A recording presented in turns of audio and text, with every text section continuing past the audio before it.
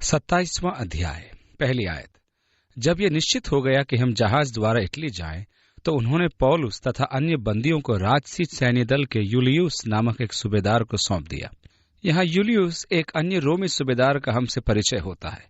ये बड़ी रोचक बात है कि अभी तक जितने भी रोमी सिपाहियों का हमने पवित्र शास्त्र में अध्ययन किया है, सभी प्रशंसनीय पात्र रहे हैं। प्रत्येक सूबेदार के बारे में बाइबल शुभ बातें ही प्रस्तुत करती है। एक बार एक सूबेदार अपने दास की चंगाई के विषय निवेदन करने के लिए प्रभु यीशु के पास आया था। प्रभु ने उससे कहा था, मैं तेरे घर चलकर तेरे दास को स्वस्थ करूंगा। परंतु उसने कहा, नहीं, हे प्रभु, अपने को अधिक कष्ट न दे। मैं इस योग्य नहीं कि तू मेरी छत के तले आए। केवल वचन कह दे और मेरा सेवक चंगा हो जाएगा। मैं भी वास्तव में शासन के अधीन हूँ और सिपाही मेरे अधीन है। मैं एक से कहता हूँ जा, तो वो जाता है। मैं जानता हूँ अधिकार किसे कहते हैं और मैं तेरे अधिकार को भी जानता हूँ। तू केवल वचन कह दे। तब आश्चर्य से यीशु ने कहा, मैं तुमसे कहता हूँ कि इस्राएल में भी मैंने ऐसा बड़ा विश्वास नहीं पाया।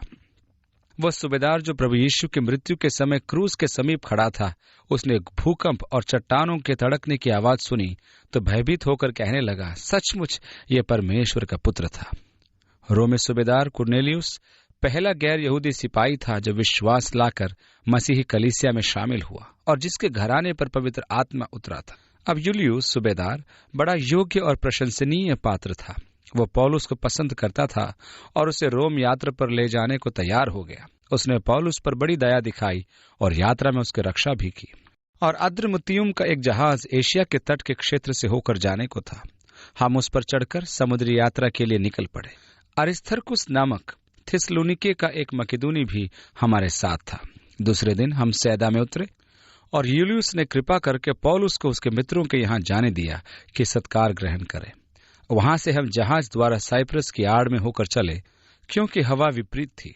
और जब हम किल्किया और पंफूलिया के समुद्री तट से होकर निकले तो लूसिया के मूरा में उतरे। वहां सूबेदार को इटली जाने वाला सिकंदरिया का जहाज मिला और उसने हमें उस पर चढ़ा दिया। हम लोग कई दिनों तक धीरे धीरे खेते हुए कठिनाई से कनिदुस के सामने पहुंचे, क्योंकि हवा अब हमें आगे बढ़ने नहीं दे रही थी।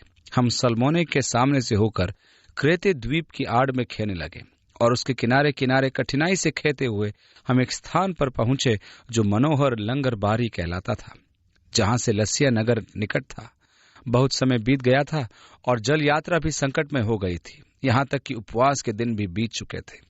अतः पौलुस उन्हें यह कहकर चेतावनी देने लगा। उनकी समुद्री यात्रा संकटमय हो गई थी।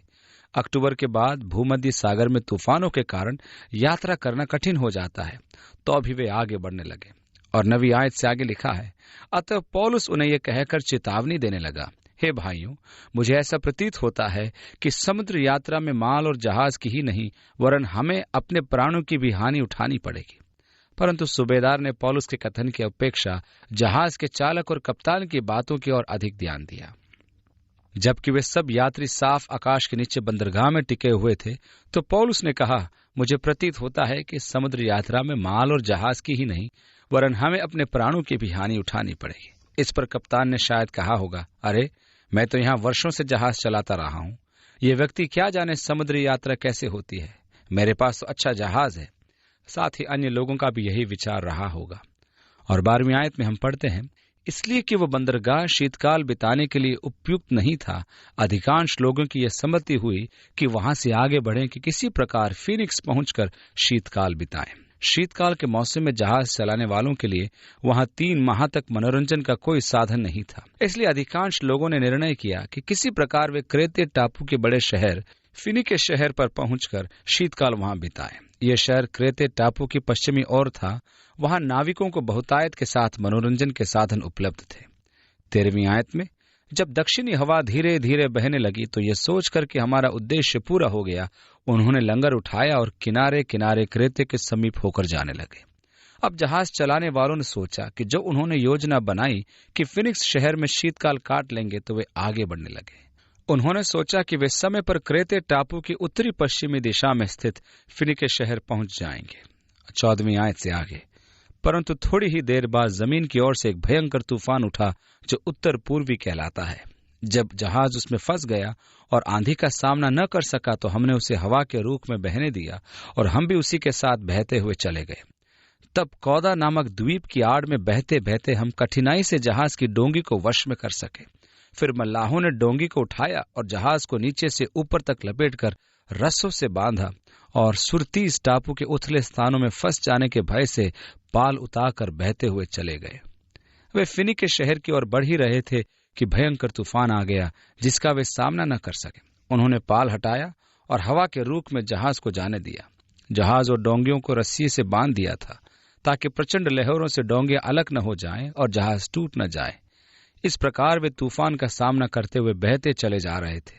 और आगे लिखा है, दूसरे दिन जब हम आंधी से बहुत हिचकोले खा रहे थे तो वे जहाज का माल फेंकने लगे।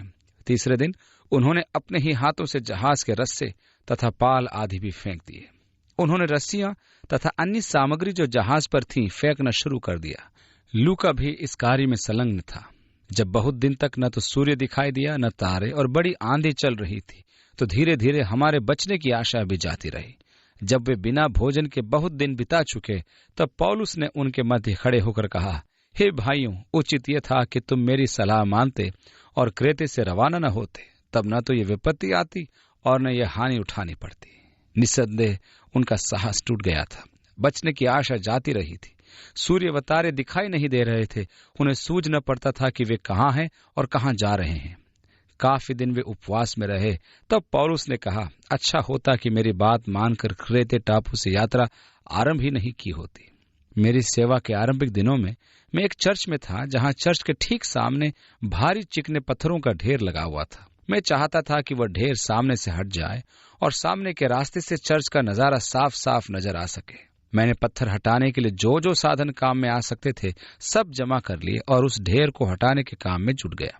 इन भारी पत्थरों को लुढ़काने में मेरा काफी समय नष्ट हुआ और ताकत भी लगी। जब एक भारी पत्थर शेष रह गया तो मेरी पत्नी आ गई और बोली, जरा सावधान रहना, तुम इसे सही जगह पर नहीं लुढ़का सकोगे। मुझे लगता है वो पत्थर चर्च की दीवार के बीच से होकर लुढ़केगा और नुकसान कर सकता है। मैंने कहा, नहीं, ये पत्थर ठीक जगह पर ही लुढ़क कर चला जाएगा जहां दूसरे पत्थर है। उन्होंने फिर मुझे चेतावनी दी। मैंने कहा, अभी तक सही दिशा में मैं पत्थर लुढ़काता रहा हूं और इसे भी लुढ़का दूंगा। और ये कहते हुए जोर लगाया और पत्थर लुढ़क गया। पर वो पत्थर थोड़ा लुढ़कने के बाद तिरछा हो गया। उसकी दिशा बदल गई और वहां रखे 3 बेंचों को तोड़ता हुआ वो पत्थर चर्च की दीवार में जा लगा। अब कल्पना कीजिए मेरी पत्नी ने क्या कहा होगा। उन्होंने कहा, तुम्हें मेरी बात पर ध्यान देना चाहिए था। अतः पौलुस ने उन लोगों से कहा, हे भाइयों, उचित तो यह था कि तुम मेरी सलाह मानते, तब ना तो ये विपत्ति आती और न यह हानि उठानी पड़ती। अब भी मैं तुमसे आग्रह करता हूं कि साहस रखो, क्योंकि तुम में से किसी के प्राण की तो हानि न होगी पर केवल जहाज की। ये सभी लोग जो जहाज पर सवार थे परेशान हो रहे थे। 14 दिन तक उन्होंने सूर्य को नहीं देखा था। अभी भी आंधी चल रही थी, लहरें उठ रही थी, सभी लोग डूबे जा रहे थे। कोई जानता नहीं था कि वे किस स्थान पर है। जीवित रहने की आशा नहीं थी और पौलुस कह रहा था, साहस रखो। 22वीं आयत में, क्योंकि तुम में से किसी के प्राण की तो हानि न होगी पर केवल जहाज की, क्योंकि परमेश्वर जिसका मैं हूं और जिसकी सेवा करता हूं उसका एक स्वर्गदूत आज रात मेरे पास आकर खड़ा हुआ। आपको याद होगा कि एक बार यरूशलेम में जब पौलुस बंदीगृह में था और बड़ा निराश था, तब यीशु ने उन्हें दर्शन देकर कहा था, हे पौलुस, साहस रख। जिस प्रकार तूने यरूशलेम में मेरी साक्षी दृढ़ता पूर्वक दी है, उसी प्रकार तुझे रोम में भी मेरी साक्षी देनी होगी। अब फिर यीशु ने पौलुस को दर्शन दिया था जबकि वे सब जीवित रहने की आशा छोड़ बैठे थे और उनको रोम तक पहुंचना कठिन जान पड़ रहा था। यह एक प्रकार से तय था कि वे सब भूमध्य सागर में डूबकर मर जाएंगे। तभी स्वर्गदूत ने आकर पौलुस को विश्वास दिलाया कि वह रोम तक जरूर पहुंचेगा। हो सकता है कि पौलुस ने ऊंचे शब्दों में कहा होगा, मित्रों, साहस रखो। जिस प्रभु यीशु की मैं सेवा करता हूं उसके दूत ने मुझसे कहा कि हम में से किसी के प्राण की हानि न होगी। और उसने कहा आगे, पौलुस, मत डर, तुझे कैसर के सामने खड़ा होना अवश्य है। देख, परमेश्वर ने सबको जो तेरे साथ यात्रा कर रहे हैं तुझे दे दिया है। परमेश्वर के भक्तों के साथ यात्रा करना कैसे बड़े आनंद की बात होती है। मैं जब भी वायुयान में यात्रा कर रहा होता हूं तो लोग आकर मुझसे कहते हैं, आपको वायुयान में देखकर मुझे बड़ी खुशी है। ये मेरी पहली हवाई यात्रा है और मैं भयभीत हूं। और जब मैंने आपका नाम सूची में देखा तो मुझे क्या हो गया मैं बता नहीं सकता। यह सच है कि प्रभु के सेवकों के साथ यात्रा करने में सुरक्षा व आनंद महसूस होता है। परमेश्वर ने इन सब को जो तेरे साथ यात्रा कर रहे हैं तुझे दे दिया है। इसलिए हे भाइयों, साहस रखो, क्योंकि मैं परमेश्वर पर विश्वास रखता हूं कि जैसा मुझसे कहा गया है वैसा ही होगा। साहस रखो, क्योंकि मैं परमेश्वर पर विश्वास रखता हूं कि जैसा मुझसे कहा गया वैसा ही होगा। यहाँ ध्यान देने की बात यह है कि पौलुस ने कहा, प्रभु यीशु मेरे निकट आया और मुझसे बातें की। फिर वह कहता है, मैं परमेश्वर पर विश्वास रखता हूं। गणित के ज्योमेट्री में एक पाठ होता है जिसमें सिखाया जाता है कि जब दो त्रिभुजों की भुजाओं और उनके कोण बराबर हों तो वे दोनों त्रिभुज बराबर होते हैं। क्या वे कुछ और होते हैं? मैं जरा ज्योमेट्री लगभग भूल गया हूं, तो आप स्वयं पता लगा सकते हैं। जब पौलुस कहता है कि यीशु ने मुझसे बातें की, फिर उसके बाद कहता है मैं परमेश्वर पर विश्वास करता हूं। जब आप इन दोनों बातों को एक साथ रखते हैं तब ज्ञात होता है यीशु परमेश्वर है। परंतु किसी टापू पर हमारा जहाज अवश्य जा लगेगा। परंतु जब 14वीं रात आई और हम आद्रिया सागर में भटकते फिर रहे थे तो आधी रात के लगभग मल्लाहों ने अनुभव किया कि हम किसी तट के निकट पहुंच रहे हैं। संभव है वे लहरों को शांत होते हुए सुन रहे थे। था लेने पर उन्होंने 37 मीटर गहरा पाया और थोड़ा आगे बढ़कर उन्होंने फिर था ली तो 26 मीटर गहरा पाया। इस प्रकार था लेने पर उन्हें मालूम पड़ा कि वे सूखी भूमि की ओर बढ़ रहे हैं। तब इस डर से कि कहीं चट्टानों में न जा टकराएं, वे जहाज के पिछले भाग से 4 लंगर डालकर भोर होने की कामना करने लगे। जबकि मल्लाह जहाज से भागने का प्रयत्न कर रहे थे और अगले भाग से लंगर डालने के बहाने से डोंगी को समुद्र में उतार चुके थे, तो पौलुस ने सूबेदार और सैनिकों से कहा, यदि ये लोग जहाज पर न रहें तो तुम भी नहीं बच सकते। ध्यान दीजिए किस प्रकार पौलुस ने सारी बागडोर अपने हाथ में ले ली। अब वो आदेश देना आरंभ करता है। वह जंजीरों से बंधा था और बंधे हुए ही वह जहाज चलाने का आदेश देता है। अब बागडोर उनके हाथ में थी और वह दिशा निर्देश दे रहा था। तब सैनिकों ने रस्सियों को काटकर डोंगियां गिरा दी। जब भोर होने को थी तो पौलुस ने यह कहकर सबको भोजन करने के लिए समझाया, आज 14 दिन हो गए जब से तुम लगातार चिंता के कारण भूखे रहे और तुमने कुछ नहीं खाया। संभव है सभी लोग जो जहाज में थे तूफान के कारण इतने भयभीत और घबराए हुए थे कि भोजन उन्हें अच्छा नहीं लग रहा था। वे सभी भूखे रहे। 34वीं आयत, अतः मैं तुम्हें समझाता हूं कि अपने प्राण रक्षा के लिए कुछ खा लो। यहाँ पौलुस मानता है कि शरीर को जीवित रखने के लिए भोजन की आवश्यकता होती है, इसलिए वह सलाह देता है अपने प्राण रक्षा के लिए कुछ खा लो, क्योंकि तुम में से किसी का एक बाल भी बांका न होगा। यह कहकर उसने रोटी ली और सबके सामने उसके लिए परमेश्वर को धन्यवाद दिया। यह उसकी रीति थी। मैं सोचता हूं परमेश्वर को भोजन के लिए धन्यवाद अर्पित करने की उसकी यह रीति बड़ी उपयुक्त थी। हम जब भी भोजन खाएं हमें धन्यवाद देना चाहिए, क्योंकि ये परमेश्वर की आशीष है। पौलुस ने सब लोगों के साथ भोजन के लिए परमेश्वर को धन्यवाद दिया। मैं चाहूंगा कि लोग जब होटल पर खाना खाते हैं तब वहां भी भोजन के लिए पहले धन्यवाद दें। इससे आपको गवाही देने का अवसर मिलेगा। जब भी आप घर से बाहर होते हैं और होटल पर खाना खाने का अवसर आपको मिले तो पहले प्रार्थना कीजिए। लोग जब आपको प्रार्थना करते देखेंगे तो आपके पास आकर वे कह सकते हैं, आप जो कर रहे हैं अच्छा लगता है। आजकल तो ऐसा दिखाई ही नहीं देता, पर आप लोग तो प्रार्थना करते हैं। तब आप उनसे पूछ सकते हैं, क्या वे मसीही हैं? और इस प्रकार आपको गवाही देने का अवसर मिलेगा। तो यहाँ हम देखते हैं कि पौलुस ने सबके सामने धन्यवाद दिया। जब मैं और मेरी पत्नी साथ साथ चल रहे थे और बड़ी भीड़ हमारे साथ तेजी से चल रही थी, हम अक्सर हमारे यहाँ मशहूर हैमबर्गर खाने जाया करते थे। वो जगह भी बड़ी मशहूर थी। हम बहुत सारे लोग वहाँ जमा हुए और वहाँ एक प्रकार का कानून था कि जब खाना सामने आ जाता था सब लोग अपनी अंगुलियां ऊपर उठाते थे और जो व्यक्ति सबसे देर में अपनी अंगुलियां उठाता था उसे प्रार्थना में अगुवाई करनी पड़ती थी। तो खाना परोस दिया गया और सब ने अपनी अपनी अंगुलियां उठा ली, परंतु मैं अपनी पत्नी के साथ बातें करने में खोया हुआ था। उस समय वे मेरे बारे में ज्यादा जानकारी नहीं रखती थी। शायद हम दूसरी बार आपस में भेंट कर रहे थे। तब मैंने अचानक देखा कि सब मित्रों की उंगलियां ऊपर उठी हुई हैं। मैं समझ गया कि मैं प्रार्थना करने के लिए पकड़ा गया हूं। मुझे तो प्रार्थना करने का बड़ा शौक था, पर मैं पकड़ा जाकर प्रार्थना नहीं करना चाहता था। मैंने मित्रों से कहा, यदि वे मुझसे ही प्रार्थना कराना चाहते हैं तो मैं तैयार हूं। तो मैं खड़ा हो गया और अपने हाथ ऊपर उठा लिए। मैं अपनी पत्नी के हाव भाव को जो उस वक्त मैंने उनके चेहरे पर देखे आज तक नहीं भूला। वे आश्चर्यचकित थीं कि मैं अब क्या करने जा रहा हूं।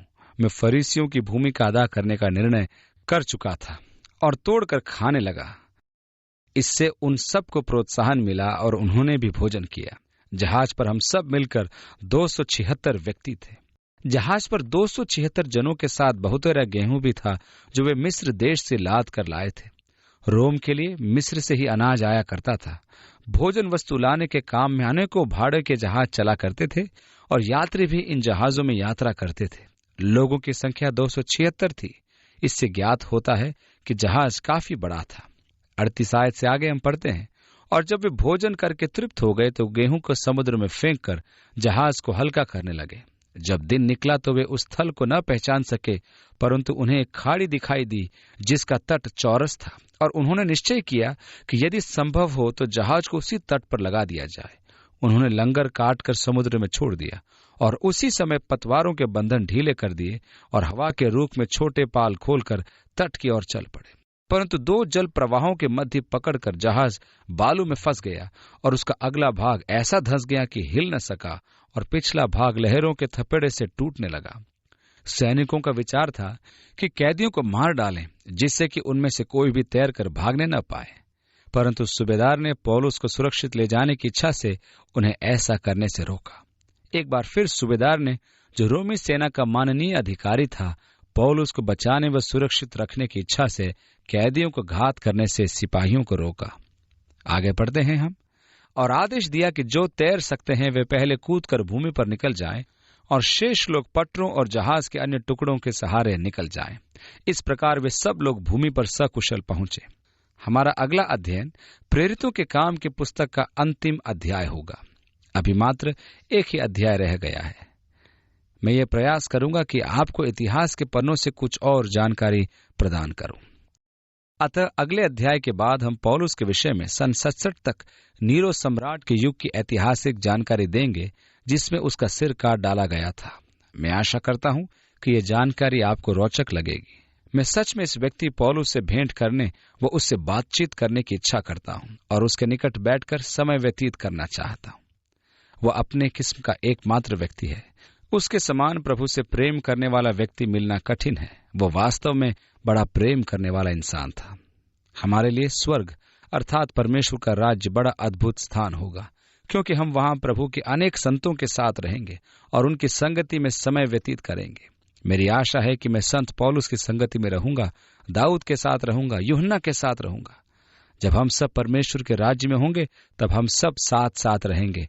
परमेश्वर की संगति में हमारे वे दिन आनंद से भरे हुए होंगे।